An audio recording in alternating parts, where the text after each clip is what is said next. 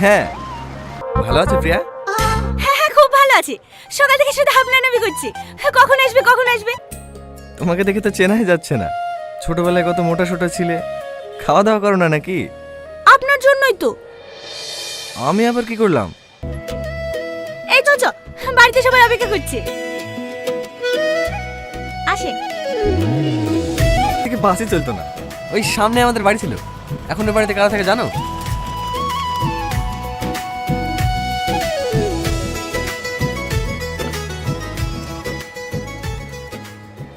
না, নিজেদের অত বড় ওষুধের দোকান রেখে আবার চাকরি করা। আমার জন্য ফার্মেসি ঠিক আছে। আর কলকাতা যাবেন না? আবার কলকাতা কি করতে যাব? গ্রাজুয়েশন তো কমপ্লিট, গত মাসে ফাইনাল পরীক্ষা হয়ে গেল যে। আকাশ, কত বড় হয়ে গেছে মধু, সে এতটুকু বেলায় রেখেছি। তোমার বাবা মা ভালো আছে তো? হ্যাঁ ভালো আছে। আপনি ভালো আছেন তো আন্টি? আরে থাক মধু থাক, এতদিন আসার সময় হলো, বোনকে ফোন করে করে হাঁপিয়ে গেছি। অত লজ্জা কিসের? নিজের বাড়ি আসবে, বেড়াবা, খাবা, তবে তো ভালো লাগবে। হ্যাঁ, আমাকে চিনতে পারছো? আমি পিয়ার বিটি। ভালো আছো বাপ? হ্যাঁ আঙ্কেল, আপনি ভালো আছেন? হ্যাঁ, একবারে সামাদের মতো দেখতে হয়েছে। মুখের কথাই কেড়ে নিলা ভাই, একেবারে রাব্বুর মতোই হয়েছে। আসতে কোনো অসুবিধা হয়নি তো বাপ? না আঙ্কেল। যাও বাপ যাও, ঘরে উঠে বসো। প্রিয়া, তা ঘরে নিয়ে যা। হ্যাঁ হ্যাঁ, চলেন। ভাপে সমান লম্বা হয়েছে। যাও, ঘর থেকে হেসে চলে এসো, মুরগিটা জবাই করে ফেলি। হ্যাঁ,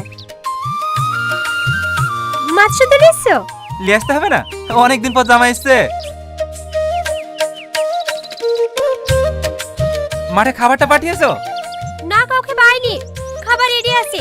তুমি মুরগিটা জবাই করতে দিয়ে আসো। আচ্ছা ঠিক আছে। আমাকে ফাঁসালি কেন তাই বল। ও যে কোনো আমাকে প্রিয় ভাবছে। হ্যাঁ, বিয়ে করে ফেলবি? আমি বিয়ে করবো? লাগছে ছাড়। ছোটবেলা থেকে তোর সাথে বিয়ে ঠিক হয়ে আছে, তোকে বিয়ে করতে হবে। আমি এক্ষুনি মামিকে কি সব বলে দিচ্ছি। এই বোন বোন বোন বোন বোন, তুই আমার লক্ষ্মী বোন না? তুই তোমাকে ভালো করেই চিনিস, ছোটবেলা থেকে বিয়ে ঠিক হয়ে আছে। এখন যদি বিয়ে করবো না বলে গলা টিপে মেরে দেবে। আর আমিও প্রিয়া সেজে নাটক করছি জানতে পারলে গলে পা তুলতে দাঁড়াবে। আমি তোর লেগে বলির পাঠা হতে পারবো না। তোকে বিয়ে করতে বলছি নাকি? ও 7 দিনের জন্য এসেছে তো, তুই 2টো দিন আমাকে সময় দে। তুই শুধু প্রিয়া হয়ে ওকে সাথে সাথে ঘুরে ঘুরে লি বেড়াবি। আর 2 দিনের মধ্যে যদি আমি ওকে তাড়াতে না পারি, তাহলে আমার নামও সাথী না। আরে আমি তো ক্যারেক্টারে ঢুকে গেছি। আজ থেকে আমি সাথে, তুই প্রিয়া। না না, আমি এখানে বসে খাবো। একসাথে বসে খাওয়ার মজাই আলাদা। দেন বিটি, ভাত দেন। ঘরে বসে খাওয়া? পাগল ছেলে, কার মতো সেই নিচে বসে খাওয়া। করলি ভাজা দেবো মধু? হ্যাঁ হ্যাঁ দেন। আমাদের ইনারা আছে, পাতেই নেবে না। কেন? তেতে খাওয়া শরীরের পক্ষে ভালো তো। ভালো তো আমাদের ভাগটা শুদ্ধ খাইলেন। প্রিয়া, আমি চা খাবো না, পেটে দাও।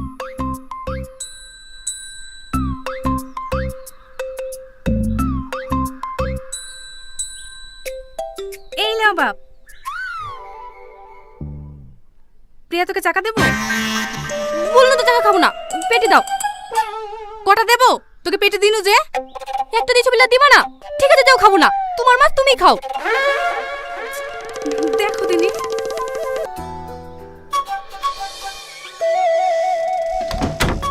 বাবা, এক্ষুনি ধরে পড়ে যেত। এইভাবে আর কতদিন চলবে বল দিনি?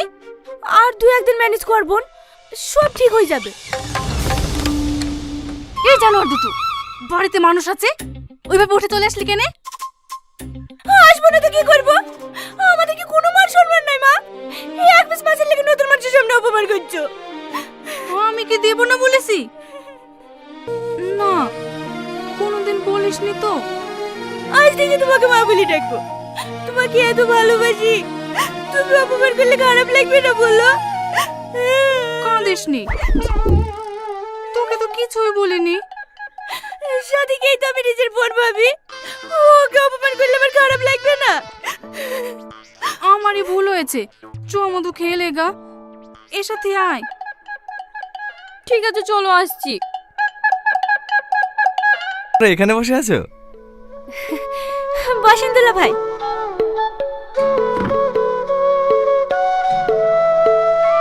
কুল খাবেন? না, খান না, ভালো লাগবে। আমার একটা কথা আছে। হ্যাঁ বলেন। আসলে কিভাবে বলবো কিছু বুঝে উঠতে পারছি না।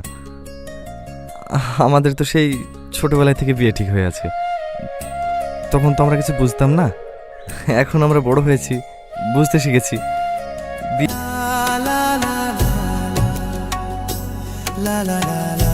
এটা তুমি মিথ্যে বললে, আমি মোটেও অত সুন্দর না। কে বলেছে আপনি? আসছি।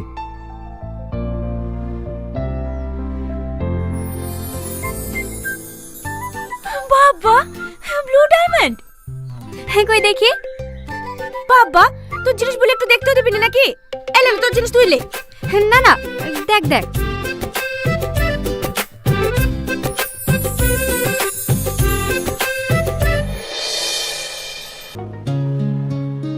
আমাকে ডাকছেন? হ্যাঁ হ্যাঁ, তুই শোন। আপনার বাড়ি খেলবে? আমি কেন, ভয় লাগছে নাকি? এ ওঠ, বস। না না ভাই, আমি খেলবো না, তোমরা খেলো। আরে খেলো খেলো ভাই, খেলো খেলো দেখি। আরে বস না। এই প্রিয়া,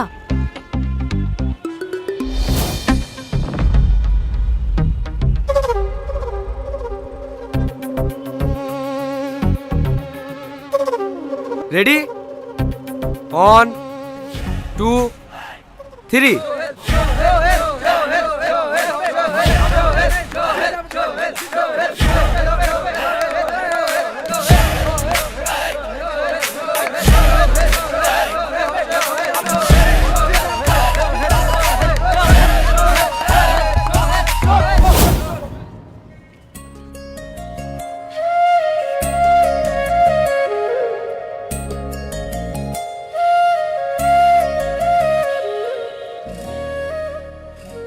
এই রাজ রাজ রাজ রাজ রাজ রাজ রাজ রাজ রাজ রাজ রাজ।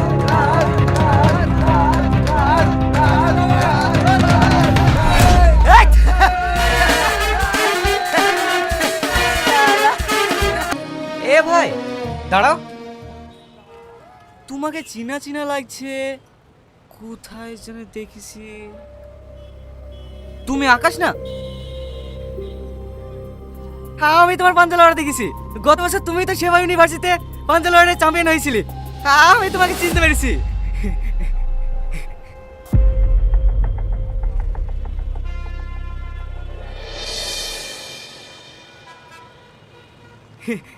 এইটা তুমি না? এইদিকে বসো ভাই, বসো।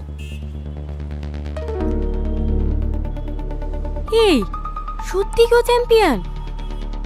আরে না না, চ্যাম্পিয়ন হলে হারতো নাকি? কার কথা শুনছি?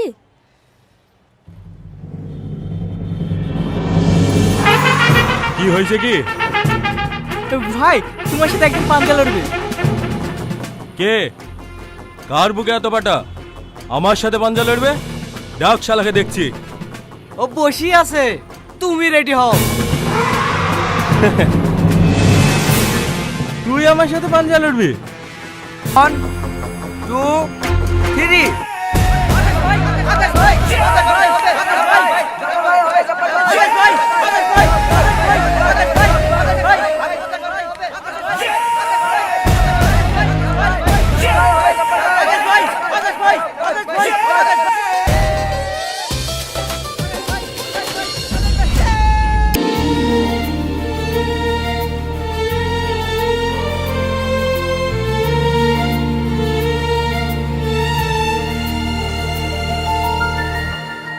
আকাশ, আমার যে শ্বশুর মারা গেল, দেখতে যাবা?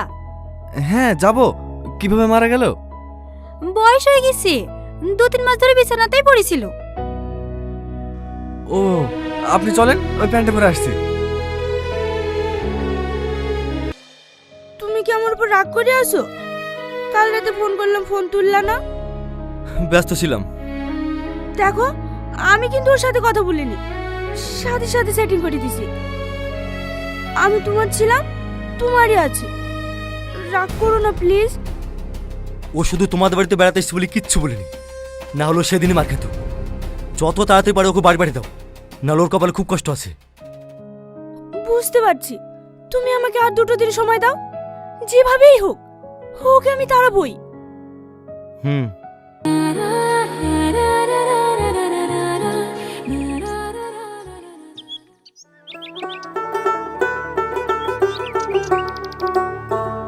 লাও। আমি রস খাবো না। তারই হবে। তারি, তুমি খাবা? না না, আমার দুলাভাই খাবে, দেন না।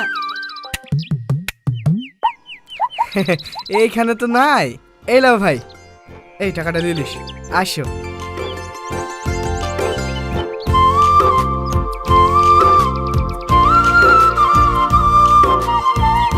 আপনি কি কখনো ভেবেছেন একটা ভুল সিদ্ধান্ত, একটা মুহূর্তের রাগ আর একটু লোভ পুরো জীবনটাই ওলটপালট করে দিতে পারে? আজকের এপিসোডে এমন কিছু ঘটনা ঘটেছে যা শেষ পর্যন্ত না দেখলে আপনি বিশ্বাসই করতে পারবেন না। তাই ভিডিওটা স্কিপ করবেন না, কারণ শেষ দৃশ্যেই লুকিয়ে আছে সবচেয়ে বড় টুইস্ট। শুরুতেই জানিয়ে দেওয়া হয় সব চরিত্র কাল্পনিক, কিন্তু এরপর যে বিস্ফোরণ শুরু হয় তা একেবারে বাস্তব জীবনের মতো। প্রথম ঝড় স্বামীর ও মেহরিনের সংসারে। রাগের মাথায় স্বামী সীমা ছাড়িয়ে যায়, ফুপুকে অপমান করে, এমনকি মেহরিনের উপর হাত তুলতে উদ্যত হয়। অপমান সহ্য করতে না পেরে মেহরিন বাড়ি ছেড়ে চলে যায়। ফোন বন্ধ, কোনো খোঁজ নেই। স্বামীর তখন দিশেহারা। সবচেয়ে অবাক করা বিষয়, সে তার শ্বশুরবাড়ির কারও নম্বরই জানে না। নিজের অহংকারেই সে সম্পর্কগুলোকে দূরে ঠেলে দিয়েছে। এদিকে অফিসে আরও ভয়ঙ্কর ঘটনা। শায়রা জানতে পারে ফাহাদ কোম্পানির কোটি টাকার ফান্ড দুবাইতে পাঠিয়েছে। সবাইকে বলা হয়েছিল ব্যবসায় বিনিয়োগ করা হয়েছে, কিন্তু সত্যটা আরও চমকে দেওয়ার মতো, সে নিজের জন্য দুবাইতে ভিলা কিনেছে। শুধু তাই নয়, মীরাকে নিয়ে সেখানে স্থায়ীভাবে সেটেল হওয়ার পরিকল্পনা করছে। শায়রা যখন জবাব চায়, ফাহাদ স্পষ্ট জানিয়ে দেয় সে শুধু নিজের বসকে জবাব দেবে। কিন্তু শায়রা চুপ থাকার মানুষ নয়। তদন্ত করে সব প্রমাণ হাতে নিয়ে বাবাকে জানায়। চেয়ারম্যান হতবাক হলেও মেয়ের সিদ্ধান্তে হস্তক্ষেপ করেন না। অফিসের সবার সামনে শায়রার বিস্ফোরণ। সে ফাহাদকে 7 দিনের আল্টিমেটাম দেয়, সব টাকা ফেরত দাও, না হলে পুলিশ কেস হবে। মুহূর্তেই ফাহাদ ও মীরাকে চাকরি থেকে বের করে দেওয়া হয়। লোভ আর বিশ্বাসঘাতকতার মুখোশ খুলে যায় সবার সামনে। অন্যদিকে স্বামীর অনুতপ্ত হয়ে মেহরিনের শ্বশুরবাড়িতে যায়। কাঁদতে কাঁদতে ক্ষমা চায়, কিন্তু মেহরিন তাকে মনে করিয়ে দেয় অপমান, রাগ আর হাত তোলার চেষ্টা কোনো কি ছোট ভুলও নয়। ভালোবাসা সহজে পাওয়া গেলে তার মূল্য বোঝা যায় না। মেহরিন বলে, সুখ মানে বড় বাড়ি না, দামি জীবন না। সুখ মানে সম্মান আর সমতা। ছোট একটা ঘরও প্রাসাদ হয়ে যায় যদি সেখানে ভালোবাসা আর বোঝাপড়া থাকে।